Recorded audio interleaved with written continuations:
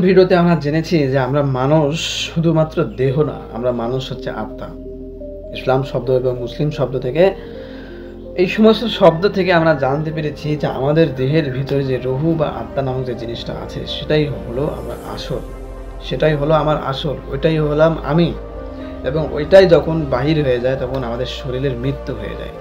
আত্মার কিন্তু কোনোদিনই মৃত্যু হয় না। আত্মা শুধু আল্লাহ তাআলার পক্ষ থেকে মায়ের পেটে এসেছিল সর্বপ্রথম, দ্বিতীয়তে আমরা দুনিয়াতে এসেছি, দুনিয়ার থেকে আবার মৃত্যু হয়ে আল্লাহ তাআলার কাছেই চলে যাব।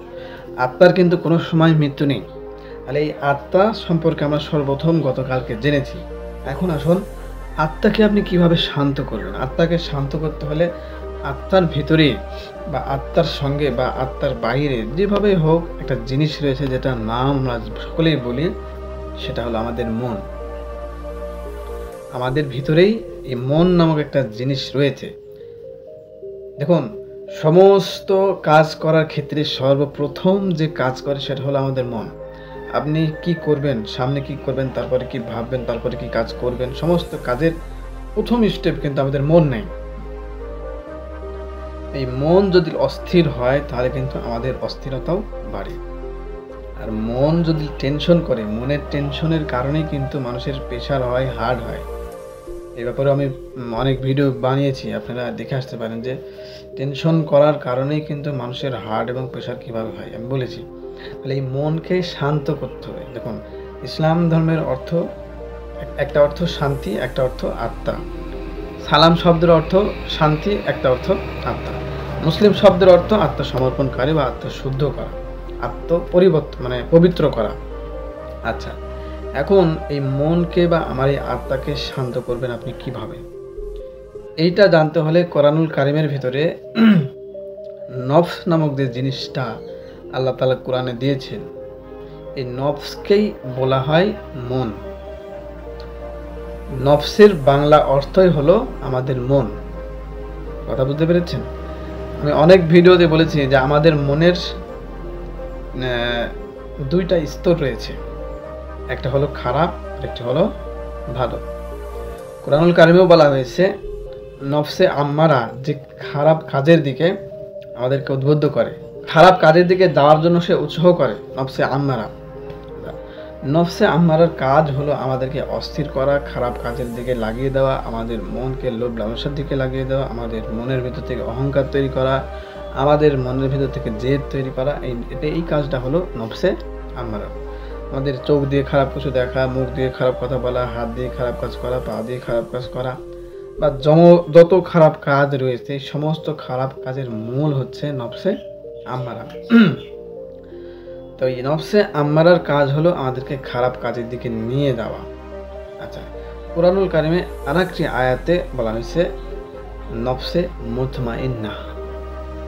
মুতমাইন্না শব্দের অর্থ হলো প্রশান্ত, খালি শান্ত না, কিন্তু প্রশান্ত, সর্বোচ্চ শান্ত একজন ব্যক্তি। এই আয়াতে কিন্তু বলা হয়েছে যে ব্যক্তি সর্বোচ্চ পরিমাণ শান্ত ব্যক্তি, সেই ব্যক্তিকে আল্লাহ তাআলা জান্নাতের ঘোষণা দিয়েছেন। ফাদখুলি ফি ইবাদি ওয়াদখুলি জান্নাতি। যে যারা এই টাইপের প্রশান্ত আত্মা এবং আত্মা না, প্রশান্ত মন, যারা এই টাইপের প্রশান্ত মন, তাদের সঙ্গে ইবাদত গুজার করেছো তোমরা, তাদের সঙ্গে জান্নাতে চলে যাও। ঠিক আছে? তো আমাদের মনকে শান্ত করতে হবে। মনকে যখন আমরা শান্ত করব, প্রশান্ত করব, তখন ধীরে ধীরে আমাদের আত্মাও শান্ত হয়ে যাবে। এবং আত্মার সঙ্গে কিন্তু জড়িত হয়ে আছে এই মনটা। ঠিক আছে? আত্মার সঙ্গেই জড়িত হয়ে আছে। তো আত্মাকে শান্ত করতে হলে আগে সর্বপ্রথম আমাদের মনকে শান্ত করতে হবে। গতকালকে আত্মা সম্পর্কে পার্ট 1-এ কথা বলেছি। আজকে সেই আত্মাকে শান্ত করার জন্য আমাদের মনকে শান্ত করতে হবে। কুরআনুল কারিমে নফসের 3টা নাম বলা হয়েছে। একটা হলো নফসে আম্মারা, নফসে মুতমাইন্না, আর সূরা কিয়ামার ভিতরে লা উকসিমু বিয়াউমিল কিয়ামা ওয়ালা উকসিমু বিন নফসে লাওয়ামা, নফসে লাওয়ামা শব্দ ব্যবহার করা হয়েছে। 3টা নফসের কথা বলা হয়েছে কুরআনুল কারিমে। অনেকেই বলে যে নফসের 5টা নাম রয়েছে, থাকতে পারে, হয়তো আমার জানা নেই। 3টা নফসের মধ্যে 2টা আমার কাছে বেশি প্রয়োজনীয় মনে হয়েছে। 3 নম্বরটারও হয়তো কোনো কাজ রয়েছে। এই 3 নম্বর নফসে লওয়ামা সম্পর্কে পরবর্তীতে কোনো ভিডিও বানানোর চেষ্টা করব ইনশাআল্লাহ। সে ব্যাপারে আগে আমি নিজে ভালো করে জানি নি। তো নফসে আম্মারার কাজ হলো আমাদেরকে অস্থির তৈরি করা, খারাপ তৈরি করা, খারাপ কাজের দিকে উদ্বুদ্ধ করা। নফসে মুতমাইন্নার কাজ হলো আমাদেরকে শান্ত করা, প্রশান্ত করা। তো দুইজনের কাজ দুই রকম।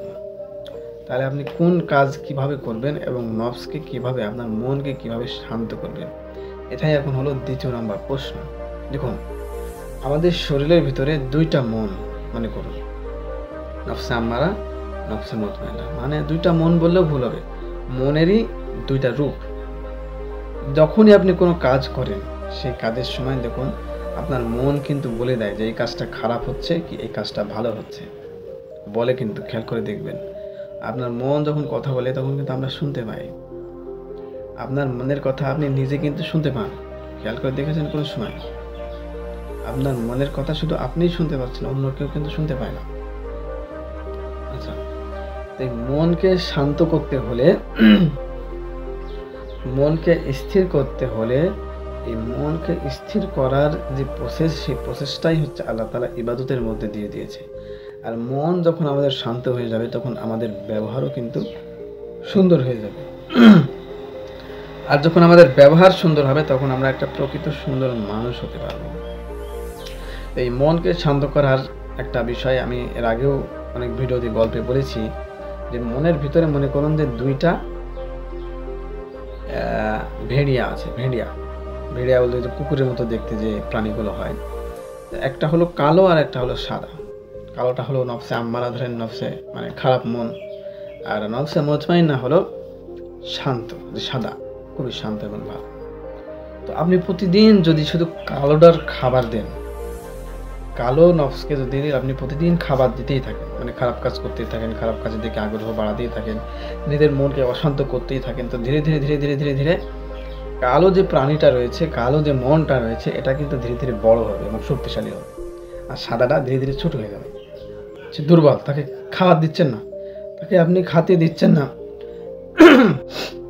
তো ধীরে ধীরে আপনার এই সাদা মনটা ধীরে ধীরে ছোট হয়ে যাবে এবং দুর্বল হয়ে যাবে এবং ধীরে ধীরে সে অদৃশ্য এবং খারাপ সর্বোচ্চ পর্যায়ে চলে যাবে এবং সে এমন সময় খারাপ কাজ করবে, সে বুঝতেও পারবে না যে আমি খারাপ কাজ করছি। তার কাছে মনে হবে এটা আমার ভালো কাজ।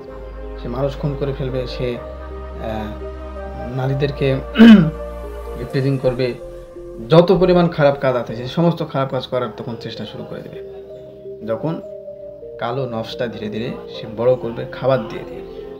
তাহলে এই জিনিসটাকে আপনি কিভাবে ঠিক করবেন? এই জিনিসটাকে ঠিক করতে হলে যে কালো ভেড়িয়া বা কালো যে নফসটা রয়েছে, নফসে আম্মারা, তাকে খাবার দেওয়া বন্ধ করে দিতে হবে, ভালোটাকে খাবার দেওয়া শুরু করতে হবে। এই ভালো নফসে মুতমাইন্না খাবার দেওয়া শুরু করতে হবে। আর নফসে মুতমাইন্নাকে আপনি খাবার কিভাবে দেবেন? নফসে মুতমাইন্না খাবার আপনি দিতে পারেন এইভাবে,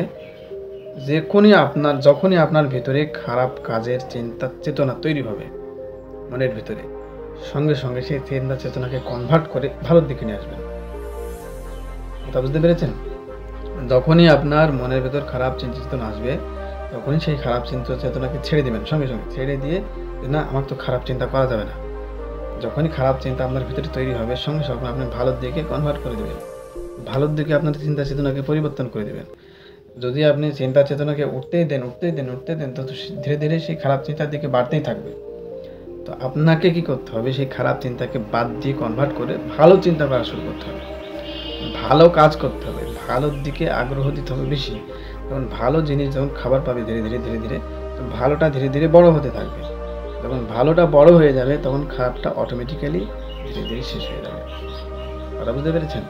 আপনি একবারে কিন্তু একদিনে আমাদের যে ভিডিওটা দেখছেন, ভিডিওটা দেখে সঙ্গে সঙ্গে কিন্তু আপনি ভালো হয়ে যেতে পারবেন না।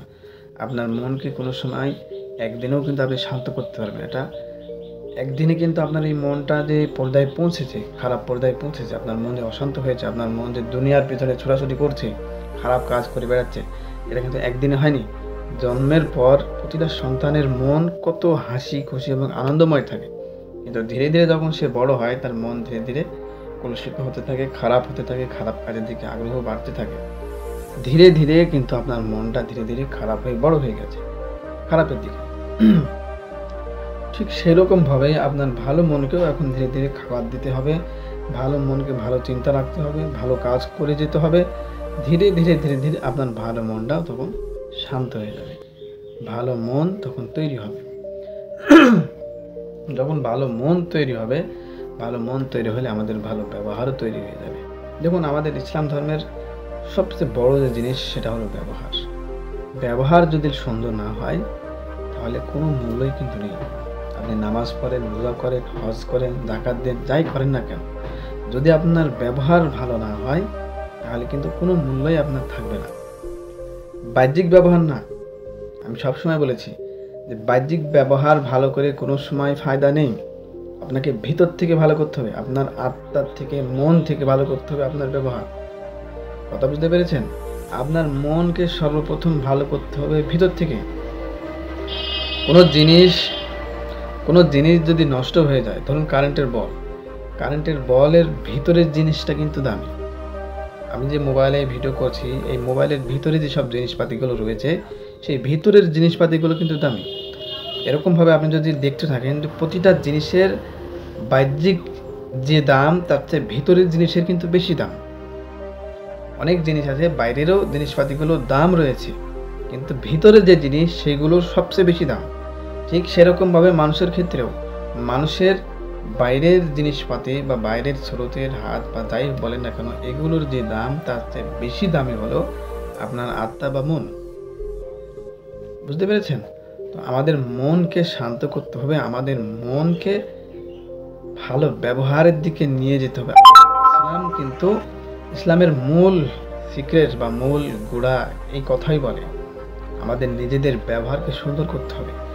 আপনি সারা জীবন নামাজ পড়েন, সারা জীবন রোজা করেন, সারা জীবন হজ করেন, সারা জীবন যাকাত দেন, নামাজ পড়েন, টুপি পড়েন, দাড়ি রাখেন, পাঞ্জাবি পড়েন, কিন্তু আপনার যদি ব্যবহার সুন্দর না হয় তো দুনিয়ার মানুষ আপনাকে বলবে কি যে আপনি একজন খারাপ মানুষ।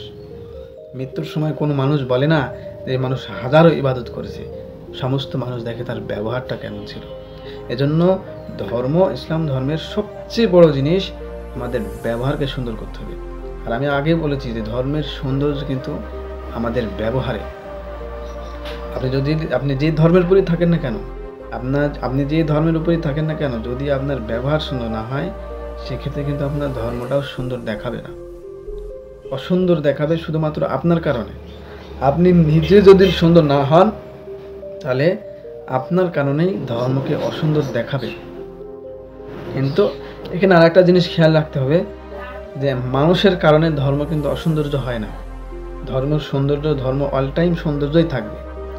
ধর্ম হলো একটি রাস্তার উপর হাজারো খারাপ মানুষ চলাফেরা করে, এর কারণে ধর্মের কোনো সময় দোষ দেওয়া যাবে না। ধর্ম সবসময় সত্য আছে, ধর্ম সবসময় ভালো আছে, ধর্মের কোনো সময় দোষ দেওয়া যাবে না। ধর্মের উপর আলেম চলবে, কাফের চলবে, মুনাফিক চলবে, ধর্মের উপরে হাজারো খারাপ মানুষ চলবে, ধর্মের উপর পাঞ্জাবি টুপি দাড়ি রেখেও সে খারাপ কাজ করবে। এর দ্বারা ধর্মের কিন্তু কোনো সময় দোষ হবে না। ধর্ম কোনো সময় খারাপ হয় না। ধর্ম অল টাইম সত্যের উপর আছে, ধর্ম অল টাইম সৌন্দর্যের উপর রয়েছে। কিন্তু সৌন্দর্য দেখানোর ক্ষেত্রে নিজের ব্যবহার যদি সুন্দর হয়, আপনি যে ধর্মের উপর রয়েছে আপনার ব্যবহার যদি সুন্দর হয় তবেই কিন্তু ধর্মের সৌন্দর্য ফুটে ওঠে। এটা হচ্ছে একটা কথা, আসল কথা। এজন্য আমাদের সকলের ব্যবহারকে শান্ত করতে হবে। তো গত পর্বে আমরা জেনেছি যে আমরা কোনো মানুষ, আমাদের মেন যে জিনিস সেটা হলো আত্মা। ইসলামের মূল ইঙ্গিত বা মূল টার্গেটও হলো আত্মার উপর। এবং দ্বিতীয় যে স্টেপ সেটা হলো আমাদের মনকে শান্ত করতে হবে। মনকে শান্ত করলেই আত্মা শান্ত হবে। আর আত্মার স্বভাবই হচ্ছে শান্তি, খুশি, আনন্দ। আর এই শান্তি আর খুশি আনন্দ খোঁজার জন্য এই দুনিয়ার পিছনে যত ছোটাছুটি দৌড়াদৌড়ি। হাজারো মানুষ শান্তি খুঁজে বেড়াচ্ছে। সামান্য দেখুন, অনেক মানুষ খাবারের ভিতরে শান্তি খুঁজে দেখে, ভালো মন্দ খাবার খেলে হয়তো শান্তি পাওয়া যায়, খুশি পাওয়া যায়, এজন্য বারবার কিন্তু বাহিরে খাবার খেতে যায়, হোটেলে খেতে যায়। কিন্তু খাওয়ার পরে দেখবেন খাবার খেয়েছে সে অতটুকু সময় খুশি, যখন খাবার খাওয়া শেষ তারপরে কিন্তু তার খুশি থাকে না। অনেকের ঘুমানোর ভিতরে খুশি, যতক্ষণ সময় সে ঘুমাবে ততক্ষণ খুশি থাকে। অনেকেই সিনেমা দেখে, অনেকে ফানি ভিডিও দেখে, অনেকে অনলাইনে থাকলে খুশি। তো খুশির অনেক পর্যায় রয়েছে, সে সমস্ত পর্যায়ে মানুষ দৌড়াদৌড়ি করছে খুশি তালাশ করার কারণে। শান্তির তালাশ করার কারণে। অনেকে একা একা বসে থাকলে তার খুশি লাগে, আনন্দ লাগে, ভালো লাগে। অনেকের ইবাদত বন্দেগী করলে ভালো লাগে, খুশি লাগে। তো খুশির আমরা বাইরে যখন খুঁজবো তখন হাজারো জিনিস কিন্তু এসে হাজির হবে। খাবার হবে, পোশাক হবে, আপনার ঘুম হবে, ভালো জায়গা হবে, বেড়ানো হবে, হাজারো জিনিস দ্বারা আমরা খুশি খুঁজে বেড়াচ্ছি। কিন্তু খুশি একমাত্র যে জিনিস, আসল জিনিস, সেটা হলো আপনার ভিতরে। আপনার আত্মার স্বভাবই হলো শান্তিতে এবং খুশিতে থাকা। কিন্তু এই আত্মার স্বভাবটা পরিবর্তন হওয়ার কারণটা কি? কারণ হলো আমরা জানি না। না জানার কারণে আমরা অস্থির হয়ে গেছি, দুনিয়ার পিছনে ছোটাছুটি করছি। হ্যাঁ, দুনিয়ার পিছনে ছোটাছুটি করতে আমি নিষেধ করছি না, যতটুকু আমাদের নিজের জীবনকে বাঁচিয়ে রাখতে প্রয়োজন ততটুকু আমাদেরকে করতেই হবে। কিন্তু বেশি পরিমাণে যখনই আমরা ছোটাছুটি করব, আমাদের জীবন অস্থির হয়ে যাবে, আমাদের জীবন টেনশনময় হয়ে যাবে, আমাদের জীবন দুঃখ এবং কষ্ট ভরপুর হয়ে যাবে। আমরা শান্তি কিন্তু খুঁজে পাবো না। টাকা পয়সা, গাড়ি, ধন দৌলত থেকে কোনো সময় শান্তি এনে দেয় না। তো শান্তি বা সুখ শান্তি আনার জন্যই কিন্তু আমাদের এই ধর্ম। ইসলাম মানেও শান্তি, সালাম মানেও আমরা যাকে সালাম দিই, তোমার উপর শান্তি বর্ষিত হোক। বর্ষিত কখন হবে? যখন আপনি জানবেন। আপনি যদি নিজে না জানেন যে আমার আসলে শান্তিটা কোথা থেকে আসছে, শান্তির মূল রহস্য, মূল গুঁড়াটা কোথায়, শান্তির মূল রহস্য এবং গোড়া হচ্ছে আমাদের আত্মার ভিতরে। প্রথম স্টেপ। দ্বিতীয় স্টেপে আমাদের আত্মাকে শান্ত করতে হলে সর্বপ্রথম আমাদের মনকে শান্ত করতে হবে। আর আমাদের মনেরই আরবি শব্দ হলো নফস। নফসকে শান্ত করতে পারলেই, নফস এটা হলো আরবি শব্দ, নফসের বাংলা শব্দ হলো মন। মন শান্ত হয়ে যাবে। আর যখন মন শান্ত হয়ে যাবে, মানে আত্মাও ধীরে ধীরে শান্ত হয়ে যাবে এবং সর্বোচ্চ খুশির পর্যায়ে আত্মা পৌঁছে যাবে এবং অল টাইম কোনো কারণ ছাড়া অকারণ আপনি খুশিতে থাকতে পারবেন। কোনো কারণের প্রয়োজন নেই, আপনার কোনো সুন্দর খাবারের প্রয়োজন নেই, খাবার পোশাকের প্রয়োজন নেই, টাকা পয়সার প্রয়োজন নেই, আপনি অকারণ খুশি থাকতে পারবেন যখন আপনার ওই পর্যায়ে পৌঁছবে, স্টেজ বাই স্টেজ যখন পৌঁছানো হবে। এজন্য আমার ভিডিওর সঙ্গে জড়িয়ে থাকুন। ধীরে ধীরে এই সমস্ত সম্পর্কে আলোচনা হবে। আজকে ভিডিওটা বেশি লং হয়ে যাচ্ছে। তো আমাদের মনকে কিভাবে শান্ত করব এবং আমাদের ব্যবহারকে কিভাবে সুন্দর করব, এই বিষয় নিয়ে আগামীকাল ভিডিও বানানোর চেষ্টা করব ইনশাআল্লাহ, যদি সময় হয়। আমি প্রতিদিন ভিডিও আপলোড করি, কিন্তু ভিডিও অনেকেই কিন্তু এই সমস্ত ভিডিও দেখে না। আর অনেকেই ভিডিও দেখে ভিতরে কোনো প্রশ্ন আসে কিনা আমি জানি না। যদি আপনাদের ভিতরে, মনের ভিতরে কোনো প্রশ্ন জেগে ওঠে, সেটা কিন্তু প্রশ্ন করবেন। প্রশ্ন করলে আপনাদেরকে আমার বোঝাতে সুবিধা হবে। অনেকের বোঝ কিন্তু অনেক রকম। আমি যে কথা বলছি, এই কথার বোঝ 10 জন 10 রকম বোঝ নিতে পারে। এজন্য যদি আপনার ভিতরে প্রশ্ন আসে, অবশ্যই প্রশ্ন করবেন। প্রশ্ন করলে তাহলে আপনাদেরকে আমার বোঝাতে সুবিধা হবে। আজকে পর্যন্ত সকলে ভালো থাকবেন। আসসালামু আলাইকুম ওয়া রাহমাতুল্লাহ।